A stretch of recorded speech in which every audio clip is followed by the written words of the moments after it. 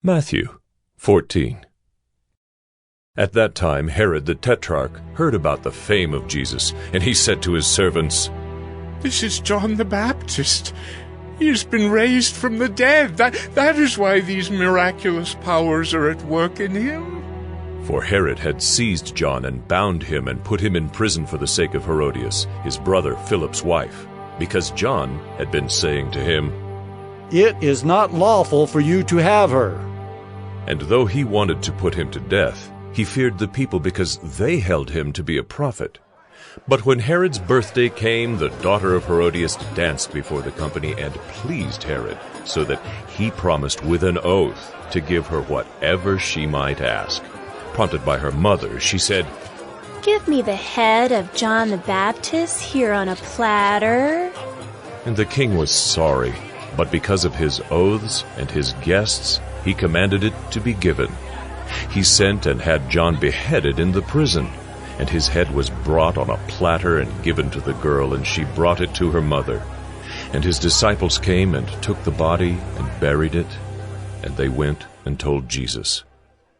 Now when Jesus heard this, he withdrew from there in a boat to a desolate place by himself. But when the crowds heard it, they followed him on foot from the towns. When he went ashore, he saw a great crowd, and he had compassion on them and healed their sick. Now when it was evening, the disciples came to him and said, "This is a desolate place, and the day is now over. Send the crowds away to go into the villages and buy food for themselves." But Jesus said, "They need not go away. You give them something to eat." They said to him, "We have only 5 loaves here and 2 fish. And he said, "Bring them here to me." Then he ordered the crowds to sit down on the grass, and taking the 5 loaves and the 2 fish, he looked up to heaven and said a blessing.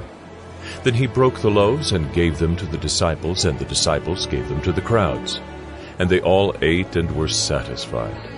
And they took up 12 baskets full of the broken pieces left over. And those who ate were about 5,000 men, besides women and children. Immediately he made the disciples get into the boat and go before him to the other side while he dismissed the crowds. And after he had dismissed the crowds, he went up on the mountain by himself to pray.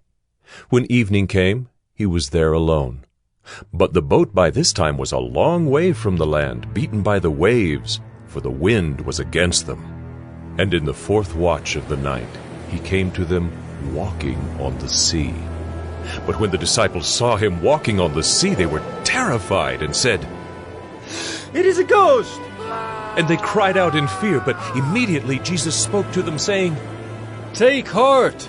It is I! Do not be afraid!" And Peter answered him, "Lord, if it is you, command me to come to you on the water." He said, "Come!" So Peter got out of the boat and walked on the water and came to Jesus. But when he saw the wind, he was afraid, and beginning to sink, he cried out, "Lord, save me!" Jesus immediately reached out his hand and took hold of him, saying to him, "O you of little faith, why did you doubt?" And when they got into the boat, the wind ceased, and those in the boat worshipped him, saying, Truly, you are the Son of God." And when they had crossed over, they came to land at Gennesaret. And when the men of that place recognized him, they sent around to all that region and brought to him all who were sick, and implored him that they might only touch the fringe of his garment. And as many as touched it were made well.